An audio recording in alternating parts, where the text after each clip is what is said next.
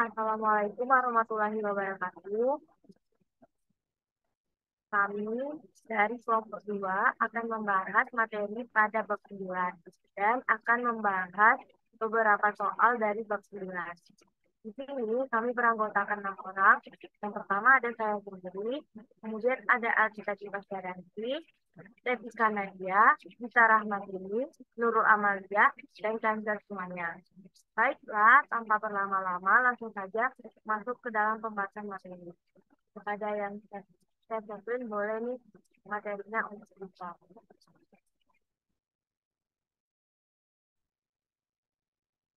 Nah, pada bab 9 ini membahas mengenai akuntansi untuk valuta asing, yang mana transaksi dalam mata uang asing. Nah, kemudian ada konsep mata uang, yang mana konsep mata uang di sini yang pertama itu ada mata uang fungsional. Mata uang fungsional ini adalah mata uang pada lingkungan ekonomi utama di mana entitas beroperasi atau di mana entitas itu melakukan operasi perusahaannya. Yang mana mata uang yang berlaku di suatu negara tidak serta-merta menjadikan uang tersebut sebagai mata uang fungsional bagi setiap entitasnya. Mata uang pelaporan atau penyajiannya adalah mata uang yang digunakan dalam penyajian laporan keuangan. Mata uang asing adalah mata uang selain mata uang fungsional entitas.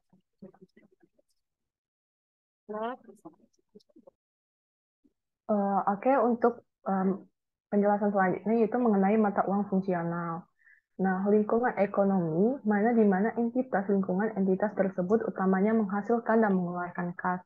Nah, jadi mata uang fungsional yaitu mata uang yang berada berada di suatu negara di mana entitas tersebut berlokasi.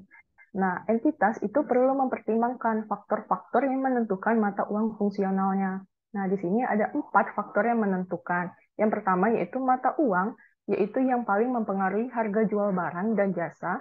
Kemudian dari negara yang berkekuatan persaingan dan peraturan sebagian besar menentukan harga jual dan jasa entitas. Ini di mana berarti mata uang fungsional itu menentukan persaingan dari suatu negara terkait dengan uh, harga jual barang maupun jasa dari entitas tersebut. Nah, yang kedua yaitu mata uang yang paling mempengaruhi biaya tenaga kerja, bahan baku, dan biaya lain dari pengadaan barang atau jasa. Nah, contohnya yaitu misalnya itu PT Garuda Indonesia. Nah, PT Garuda Indonesia ini kan itu meskipun berkedudukan di Indonesia, tetapi mata uang fungsionalnya adalah mata uang dolar. Kenapa? Karena mereka aktivitas transaksi mereka itu mulai dari aset-aset mereka, pengadaan, pendanaan itu mereka semua menggunakan mata uang dolar, yaitu dolar Amerika. Nah, selanjutnya itu faktor-faktor ini juga dapat membuktikan mengenai mata uang fungsional. Yang pertama itu ada mata uang yang mana dana dari aktivitas pendanaan itu dihasilkan dari penerbitan instrumen uang dan instrumen ekuitas. Yang kedua yaitu ada mata uang yang mana penerimaan dari aktivitas operasi pada umumnya ditahan. Next. Jadi selanjutnya manajemen itu juga memerlukan pertimbangan untuk menentukan mata uang fungsional yang secara andal mencerminkan transaksi, kondisi, atau kejadian yang mendasarinya, seperti tinggi rendahnya proporsi kegiatan di luar negeri dan pengaruh arus kas dari aktivitas yang dilakukan di luar negeri. Dan jika suatu mata uang fungsional telah ditentukan bagi suatu entitas, maka mata uang fungsional tersebut tidak dapat diubah kecuali adanya perubahan kondisi yang mendasar yang didasari oleh suatu entitas.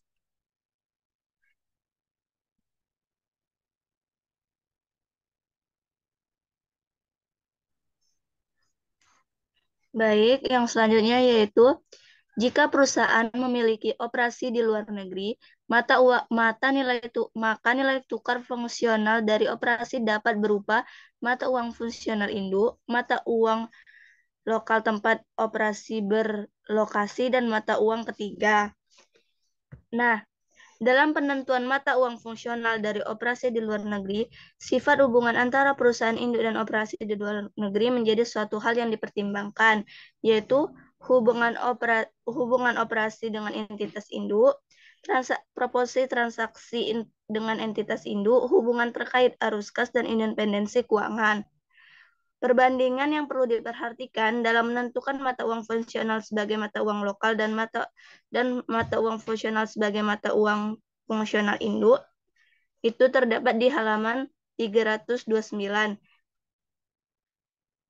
Yang mana untuk hubungan operasi dengan entitas induk, jika mata uang fungsional adalah mata uang lokal, maka operasi dijalankan dengan otonomi yang cukup luas dari entitas induk.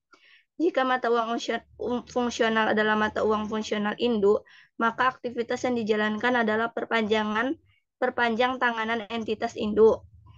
Jika transaksi dengan indikator transaksi dengan entitas induk, jika mata uang fungsional adalah mata uang lokal, maka transaksi dengan perusahaan induk adalah rendah bila dibandingkan dengan keseluruhan aktivitas operasi. Dan jika mata uang fungsional adalah mata uang fungsional induk, transaksi dengan entitas induk adalah tinggi bila dibandingkan dengan keseluruhan aktivitas operasi. Nah, yang ketiga untuk indikator hubungan terkait arus kas, jika mata uang fungsional adalah mata uang lokal, arus kas dari aktivitas pada operasi di luar negeri tidak secara langsung memengaruhi kinerja entitas induk. Dan jika mata uang fungsional adalah mata uang fungsional induk, arus kas dari aktivitas pada operasi di luar negeri secara langsung memengaruhi kinerja entitas induk. Dan yang terakhir, indikator independensi keuangan. Jika mata uang fungsional adalah mata uang lokal, operasi di luar negeri dapat mencukupi kebutuhan sendiri dan tidak terikat dengan entitas induk untuk tujuan pembiayaan. Dan jika mata uang fungsional adalah mata uang fungsional induk, maka operasi di luar negeri dapat mencukupi kebutuhan sendiri dan terikat dengan entitas induk untuk tujuan pembiayaan. Next.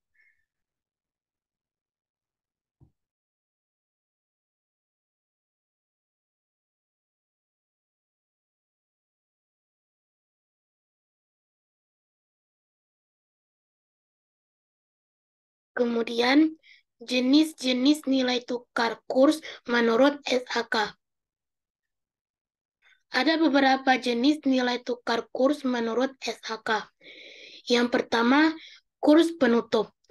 Kurs penutup merupakan kurs spot pada akhir periode pelaporan. Kemudian, kurs spot. Kurs spot merupakan kurs untuk realisasi segera. Dan yang ketiga, kurs forward.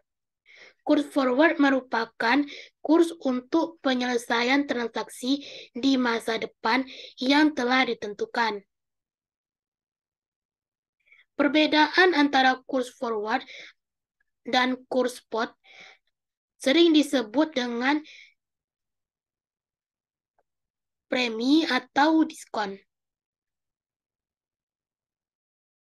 Baik, untuk materi selanjutnya itu ada jenis-jenis nilai tukar. Nah, di mana jenis-jenis nilai tukar ini ada 6 jenis. Yang pertama itu exchange rate, yang kedua floating exchange rate, ketiga fixed exchange rate atau nilai tukar tetap, yang keempat ada spot rate, kelima ada current rate, dan keenam ada historical rate. Nah, di mana exchange rate ini merupakan rasio antara satu unit mata uang dengan mata uang lainnya pada suatu saat tertentu. Nah, kemudian floating exchange rate atau nilai tukar mengambang ini merupakan nilai tukar yang mencerminkan daya beli di pasar dunia atau open market economy. Nah, di mana nilai ini sangat tergantung pada tingkat inflasi suatu negara. Nah, jika inflasi naik, daya beli turun. Nah, maka nilai tukar ikut turun. Nah, demikian pula sebaliknya. Kemudian yang ketiga ada next fixed exchange rate atau nilai tukar tetap. Nah, di mana nilai tukar yang ditetapkan oleh pemerintah untuk kepentingan pengendalian inflasi. Nah, kemudian ada spot rate atau nilai tukar spot. Nah, di mana nilai tukar yang berlaku pada saat tertentu dan dapat berubah setiap waktu atau on spot. Nah, nilai tukar ini sering digunakan oleh bank atau lembaga keuangan untuk jangka pendek. Kemudian current rate. Nah, jenis nilai tukar ini digunakan pada saat terjadinya transaksi atau pada tanggal neraca. Nah, biasanya menggunakan spot rate pada penutupan transaksi harian di pasar uang. Kemudian terakhir ada historical rate. Nah, di mana nilai tukar masa lalu terjadi transaksi biasanya menggunakan spot rate pada saat itu. Kemudian next, istilah dalam nilai tukar. Nah, di mana dalam nilai tukar ini ada dua istilah. Yang pertama ada apresiasi, kemudian ada depresiasi. Nah, apresiasi nilai tukar ini nilai tukarnya menguat. Nah, di mana mata uang lokal yang dibutuhkan untuk memperoleh satu unit mata uang asing lebih sedikit. Kemudian depresiasi nilai tukar. Nah, di mana nilai tukar melemah, maka mata uang lokal yang dibutuhkan untuk memperoleh satu unit mata uang asing lebih banyak. Kemudian transaksi mata uang asing. Nah, di mana penggunaan mata uang asing biasanya dilakukan apabila terjadi transaksi yang bersifat internasional. Seperti bisa dilihat di slide, itu ada 3. Yang pertama ekspor dan impor barang. Yang kedua pendirian cabang perusahaan di negara lain. Kemudian yang ketiga investasi di luar negeri.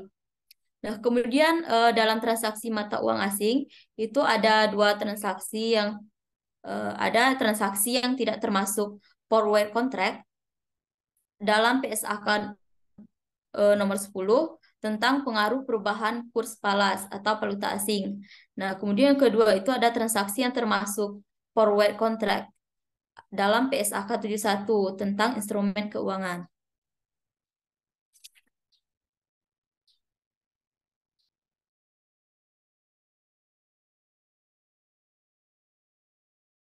Kemudian akuntansi transaksi menggunakan falas menurut PSAK 10.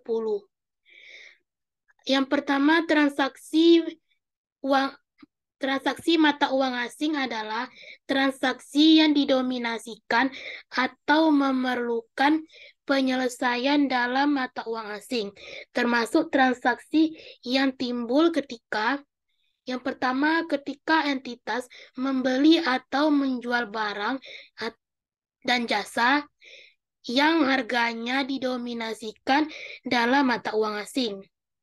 Yang kedua, ketika entitas meminjam atau meminjamkan dana ketika jumlah yang merupakan utang dan tagihan didominasikan dalam mata uang asing.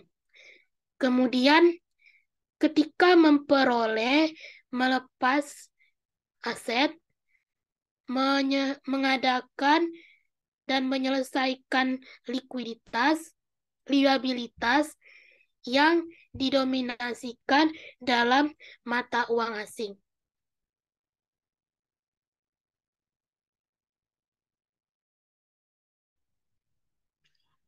Baik, selanjutnya saya akan melanjutkan dari penjelasan Nurul tadi, akuntansi transaksi menggunakan valuta asing menurut PSAK nomor 10. Yang selanjutnya yaitu transaksi uang asing adalah transaksi mata yang didenominasikan atau memerlukan penyelesaian dalam mata uang asing, termasuk transaksi yang timbul ketika entitas yang pertama membeli atau menjual barang atau jasa yang harganya didenominasikan dalam mata uang asing. Yang kedua, meminjam atau meminjamkan dana ketika jumlah yang merupakan utang atau tagihan didenominasikan dalam mata uang asing. Atau yang ketiga, memperoleh atau melepas aset atau mengadakan atau menyelesaikan beberapa liabilitas yang didenominasikan dalam mata uang asing. Kemudian ada transaksi mata uang asing atau pengakuan awal. Pada pengakuan awal, transaksi mata uang asing dicatat dalam mata uang fungsional. Jumlah mata uang asing dihitung ke dalam mata uang fungsional dengan kurs spot antara mata uang fungsional dan mata uang asing pada tanggal transaksi. Next. Baik, selanjutnya pada tanggal transaksi adalah tanggal pada saat pertama kali transaksi memenuhi kriteria pengakuan sesuai dengan standar akuntansi keuangan. Untuk alasan praktis, kurs mendekati kurs aktual pada tanggal transaksi sering digunakan, misalnya kurs rata-rata untuk seminggu atau sebulan. Mungkin dapat digunakan untuk semua transaksi dalam mata uang asing yang terjadi selama periode tersebut. Namun, Jika kurs berfluktuasi secara signifikan, maka pengguna kurs rata-rata untuk periode akhir tidak tepat. Lalu, pelaporan pada akhir periode. Post moneter, mata uang asing dijabarkan menggunakan kurs penutup. Lalu yang kedua, post non-moneter yang diukur dalam biaya historis dalam suatu mata uang asing dijabarkan menggunakan kurs pada tanggal transaksi.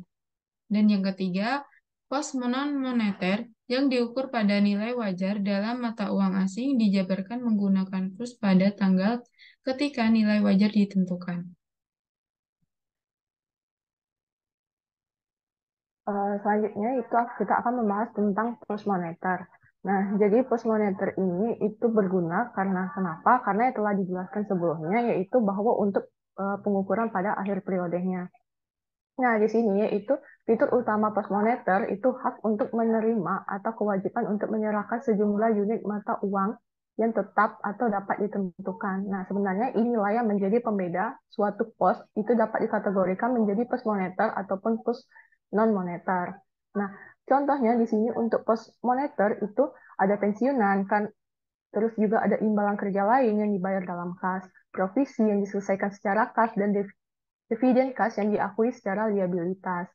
Demikian juga kontrak untuk menerima atau menyerahkan jumlah bervariasi dari instrumen ekuitas yang dimiliki oleh entitas atau jumlah bervariasi dari aset yang nilai wajarnya diterima atau diserahkan, setara dengan sejumlah unit mata uang yang tetap atau dapat ditentukan adalah pos moneter.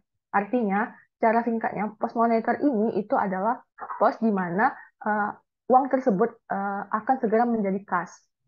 Contohnya tadi pensiunan. Sebaliknya, fitur utama pos non moneter adalah mata uang yang tetap atau dapat ditentukan. Misalnya uang muka untuk barang dan jasa, misalnya sewa dibayar di muka, goodwill, aset tak berwujud, persediaan, aset tetap, dan provisi yang diselesaikan dengan penyerahan aset non moneter. Next.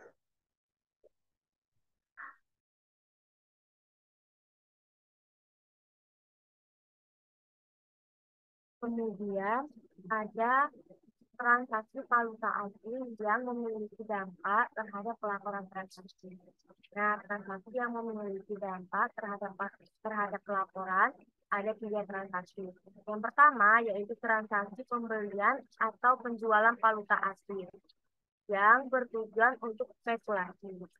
Yang kedua yaitu transaksi terkait pembelian atau penjualan barang atau jasa dalam valuta asing. Kemudian yang ketiga yaitu transaksi pembelian yang didahului oleh perolehan valuta asing. Kemudian untuk tanggal pengakuan secara akuntansi yang berhubungan dengan transaksi ekspor-impor. Yang berhubungan dengan transaksi ekspor-impor yaitu tanggal transaksi. Tanggal transaksi ini tanggal terjadinya transaksi dicatat berdasarkan kurs spot. Misalnya kurs spot pada hari itu sebesar 112, sedangkan kurs spot kemarin itu sebesar 110. Kita melakukan transaksi pada hari ini, berarti kurs yang dicatat yaitu sebesar 112 bukan 110. Kemudian untuk tanggal pelaporan keuangan itu pada akhir periode pelaporan, yang mana entitas melakukan penyesuaian atas instrumen keuangan berdasarkan kurs berlaku untuk mengakui adanya keuntungan atau kerugian akibat adanya perubahan kurs. Kemudian untuk tanggal penyelesaian ini diselesaikan ya transaksi valuta asing. Nah, kemudian untuk transaksi ekspor impor. Untuk transaksi ekspor impor ini, suatu entitas itu harus menyajikan transaksi dalam mata uang fungsionalnya. Kemudian menggunakan kurs pada tanggal penyelesaian entitas memperoleh valuta asing yang dibutuhkan untuk penyelesaian transaksi jauh sebelum transaksi impor dilakukan, untuk mengetahui mendapatkan keuntungan pada nilai tukar. Kemudian ada transaksi impor dengan valuta asing yang diperoleh sebelumnya, yang mana sesuai dengan PSAK 16 yang membahas mengenai aset tetap. Kemudian yaitu model biaya historis atau model revaluasi. Ya.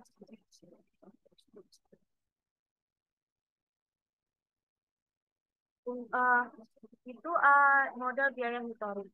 Model biaya historis ini pengukuran awalnya menggunakan biaya perolehan yang sesuai dengan PSAK 16. Biaya perolehan yang didominasikan dengan mata uang asing ditranslasikan ke dalam mata uang fungsional.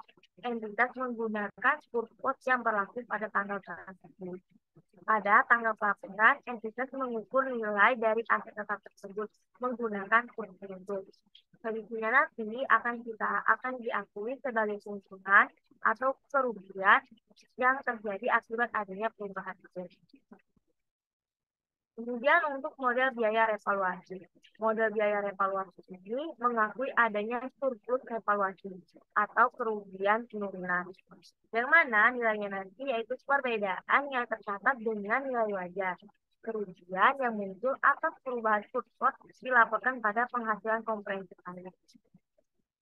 Yang terakhir yaitu penyajian dan pengungkapan transaksi valuta asing. Suatu entitas itu mengungkapkan yang pertama ada dua. Yang pertama yaitu jumlah selisih kurs yang diakui dalam laba rugi, kecuali untuk selisih kurs yang timbul pada instrumen keuangan yang diukur pada nilai wajar melalui laba rugi sesuai dengan PSAK 17 mengenai instrumen keuangan. Kemudian yang kedua yaitu selisih kurs neto nanti yang diakui dalam pengajuan komprehensif lain dan diakumulasikan dalam komponen ekuitas yang terpisah, serta rekonsiliasi selisih kurs tersebut pada awal dan akhir periode.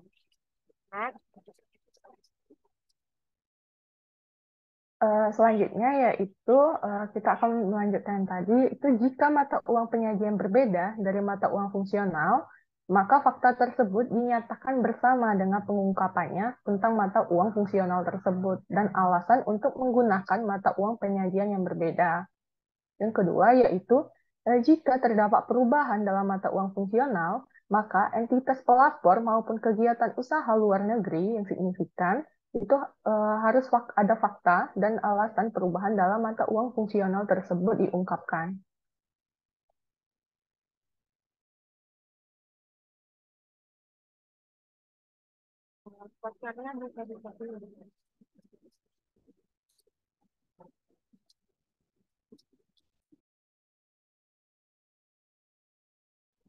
Baik, itulah penjelasan materi bab 9 dari kelompok kami. Selanjutnya kami akan membahas dua kasus atau dua soal dari bab 9.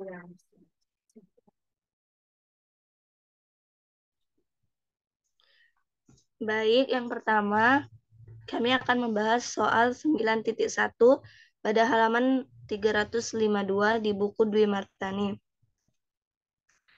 Pada tanggal 1 Desember 2015, PT Sempinggan menjual persediaan kepada pelanggan di Belanda senilai 30 euro secara kredit selama 60 hari. Berikut adalah data nilai tukar yang diperlukan per 1 euro terhadap IDR.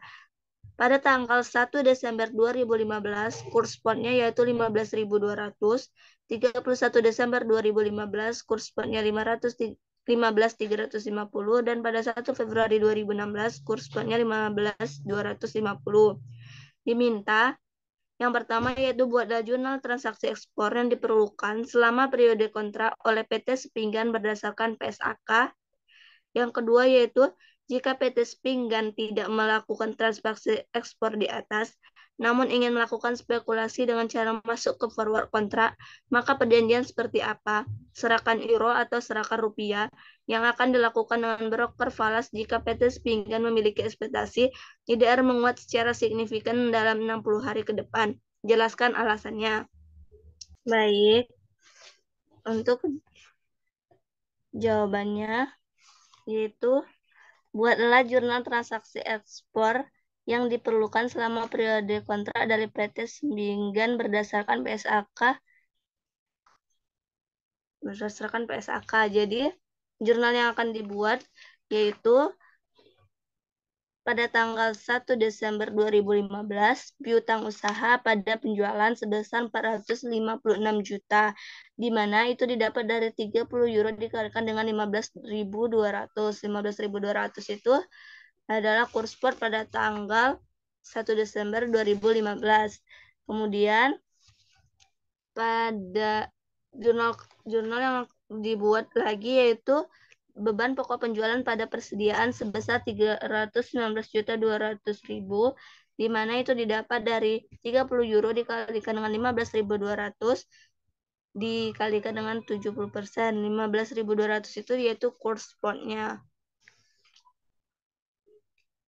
Kemudian dua jurnal tersebut merupakan jurnal standar yang digunakan untuk mencatat transaksi penjualan. Namun, karena kita menggunakan mata uang asing, maka nilai dari penjualan yang diperlukan perlu didenominasikan ke dalam mata uang fungsional. Dalam kasus ini yaitu rupiah, menggunakan kurs spot yang berlaku pada tanggal 1 Desember 2015 yaitu 15.200. Kemudian pada tanggal 31 Desember 2015, kita akan membuat jurnal piutang usaha pada keuntungan perubahan kurs valuta asing. Nah, jurnal ini yaitu jurnal yang mengakui keuntungan atas perubahan kurs valuta asing senilai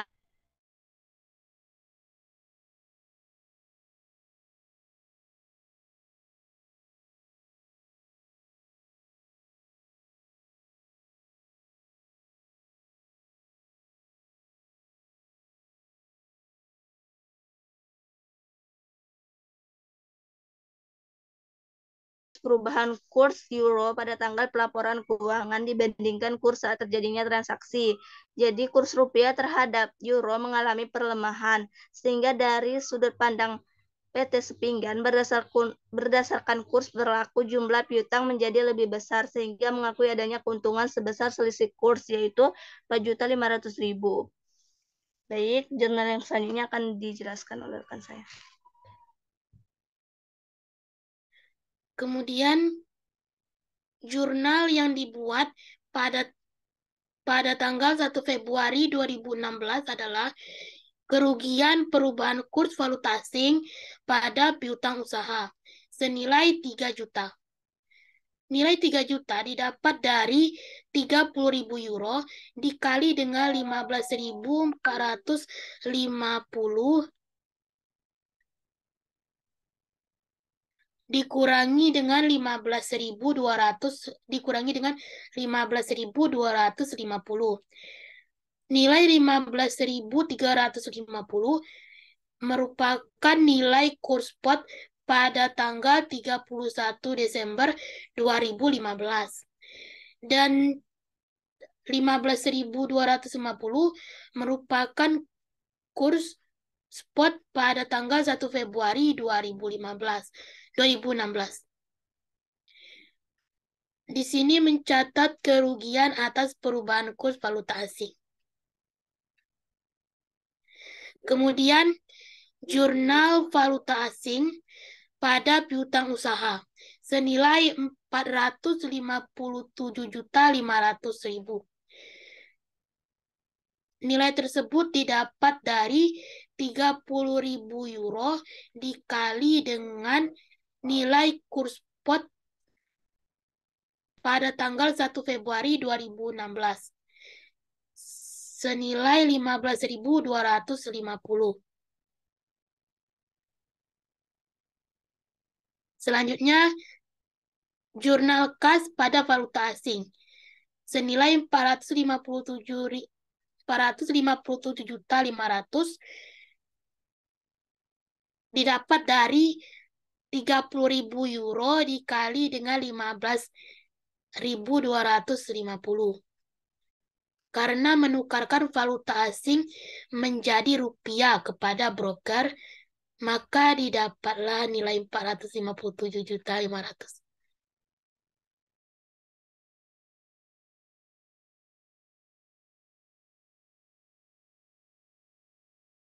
Baik, untuk selanjutnya itu ada pertanyaan kedua. Yaitu pertanyaannya, jika PT Sepinggan tidak melakukan transaksi ekspor di atas, namun ingin melakukan spekulasi dengan cara masuk ke forward contract, maka perjanjian seperti apa? Atau serahkan euro atau serahkan rupiah yang akan dilakukan dengan broker falas jika PT Sepinggan Ekspektasi IDR atau rupiah Indonesia menguat secara signifikan dalam 60 hari ke depan. Jelaskan alasannya. Jadi, forward contract merupakan transaksi konversi atau jual beli suatu mata uang asing terhadap mata uang Indonesia. Nah, atau terhadap mata uang lainnya dalam bentuk devisa umum atau non tunai. Nah, jadi menurut kelompok kami, forward contract yang akan dilakukan yaitu equity forward. Nah, dalam equity forward contract, maka suatu pihak wajib membeli atau menjual instrumen ekuitas ataupun indeks saham pada waktu tertentu di masa depan. Nah, jenis kontraknya bisa saham tertentu, portofolio, maupun indeks. Nah, contohnya, pelanggan di Belanda berjanji akan membeli kembali persediaan kepada PT Sepinggan dengan jumlah tertentu. Nah, pada harga tertentu di masa depan. Nah, positifnya, ini mengantisipasi kenaikan harga di masa depan. Nah, dan memberikan kepastian mengenai cash flow. Namun, jika harga merosot, maka terikat kontrak pelanggan tersebut mungkin akan terpaksa membeli di atas harga pasar.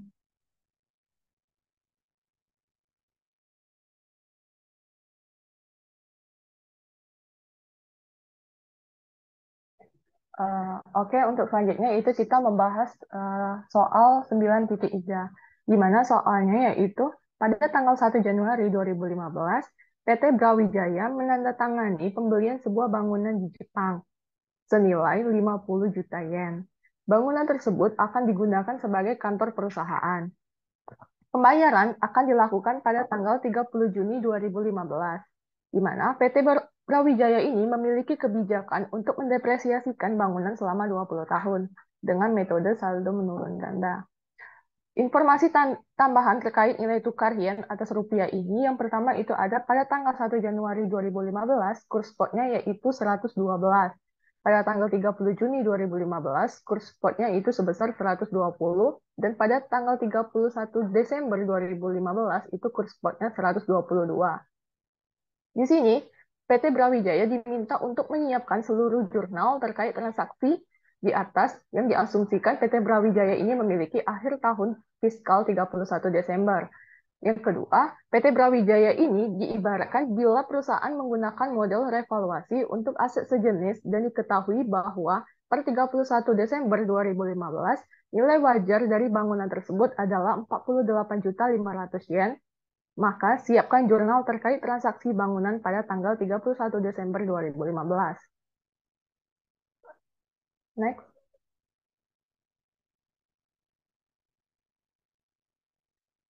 Baik, untuk yang pertama itu kita akan menjelaskan jurnal yang terkait dengan transaksi dari PT Brawijaya yang memiliki akhir tahun fiskal pada tanggal 31 Desember 2015. Nah, di mana itu tadi kan sudah dijelaskan bahwa pada tanggal 1 Januari 2015, PT Brawijaya ini itu menandatangani sebuah pembelian bangunan di Jepang. Berarti kita itu harus melakukan pembelian valuta asing sebesar 50 juta Jepang, 50 juta yen. Nah, di sini jurnalnya yaitu valuta asing pada kas sebesar 5.600 juta.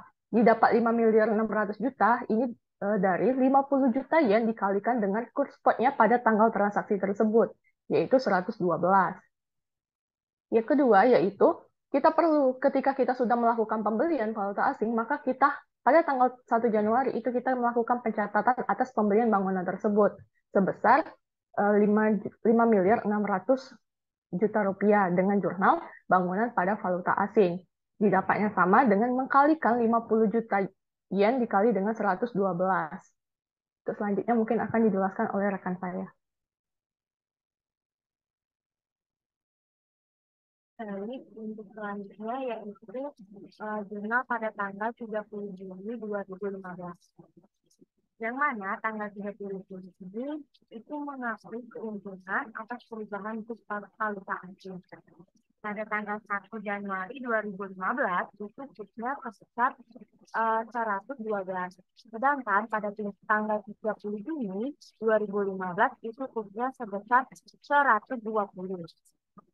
Nah, uh, caranya yaitu tinggal kita hitung 50 juta yen dikali kurs pada tanggal 1 Januari yaitu 112 dikurangkan dengan kurs yang terjadi pada tanggal 30 Juni 2015 yaitu sebesar 120.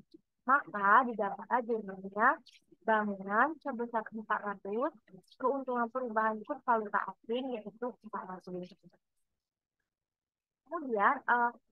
Kemudian pada tanggal 30 Juni 2015 itu melakukan pembayaran oleh PT Brawijaya. Caranya tinggal kita hitung 50 juta dikali dengan kurs transaksi pada tanggal terjadi, yaitu tanggal 1 Januari 2015 sebesar 112. Maka didapatlah jumlahnya kas sebesar 6 juta, valuta asing sebesar 6 juta. Setelah untuk penjelasan selanjutnya akan disampaikan oleh saya. Baik, selanjutnya masih di tanggal 30 Juni 2015, jadi akan di jurnal pada kas sebesar 6 miliar di debit dan valuta asing di kredit sebesar 6 miliar. Nah, ini karena PT Brawijaya itu menukarkan valuta asing menjadi rupiah, yang mana awalnya itu 50 juta yen dikalikan dengan kurs pada tanggal 30 Juni 2015, yaitu 120 rupiah. Maka didapatlah 6 miliar rupiah. Lalu selanjutnya pada tanggal 31 Desember 2015 itu akan mengakui keuntungan atas perubahan kurs valuta asing yang akan di jurnal bangunan sebesar 100 juta dan keuntungan perubahan kurs valuta asing sebesar 100 juta. Nah, ini didapat dari 50 juta yen, yaitu kurs valuta asing dikalikan dengan kurs spot pada tanggal 30 Juni 2015 yaitu sebesar 120 rupiah dikurang dengan 122 rupiah pada kurs spot yaitu tanggal 31 Desember 2015. Maka didapatlah 100 juta. Selanjutnya akan dijelaskan oleh rekan saya.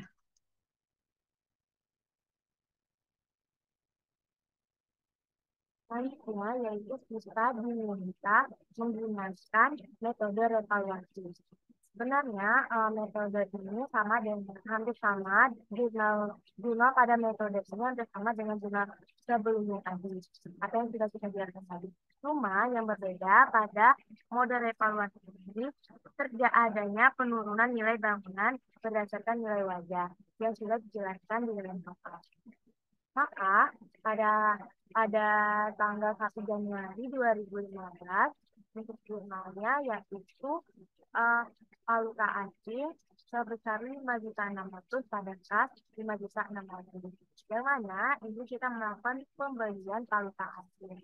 Begitu dengan cara 50 juta diberi kurs spot pada tanggal transaksi yaitu sebesar 112. Setelah melakukan pembelian valuta asing, maka kita mencatat adanya pembelian bangunan, yaitu bangunan 5.600 pada valuta asing 5.600. 50 yen dikali dengan 112, didapatlah 5.600. Baik, Pak, untuk penjelasan selanjutnya, sampaikan oleh Bapak. Baik, selanjutnya yaitu mengakui penurunan nilai bangunan berdasarkan nilai wajar, yaitu akan dijurnal sebagai berikut, yaitu bangunan di debit sebesar 180 juta dan di kredit adalah surplus revaluasi sebesar 180 juta. Nah, ini didapat dari 48.500, yaitu nilai wajar pada tanggal 1 Januari 2015, maaf, 31 Desember 2015, dan dikurang dengan 50 juta, yaitu nilai pendapatan yang diperoleh ketika bangunan itu dibeli. Dikalikan dengan 120 rupiah, yaitu kurs spot pada tanggal 30 Juni 2015. Selanjutnya akan dijelaskan oleh rekan saya. Oke, yang untuk selanjutnya itu kita akan mengakui adanya keuntungan dari kenaikan nilai bangunan akibat perubahan kurs tadi. Nah, jadi jurnal yang harus kita bikin yaitu bangunan pada keuntungan atas perubahan kurs. Nah, di sini kita itu akan menghitungnya dengan cara mengkalikan, karena tadi kita sudah mengakui penurunan nilai bangunan berdasarkan nilai wajarnya, maka untuk mengakui keuntungannya kita masukkan juga nilai wajarnya sebesar 48.500 dikalikan dengan kurs spot yang pada tanggal 30 Juni 2015 120 dikurang dengan kurs spot pada tanggal penyelesaian yaitu 122. Didapatlah hasilnya yaitu 97 juta. Saya kembalikan ke rekan saya. Baik, itulah pembahasan dari kelompok kami mengenai kitab dan materi pada pertemuan. Mungkin itu saja yang kami bahas. Apabila ada kesalahan, kami mohon maaf. Kami akhiri. Wassalamualaikum warahmatullahi wabarakatuh.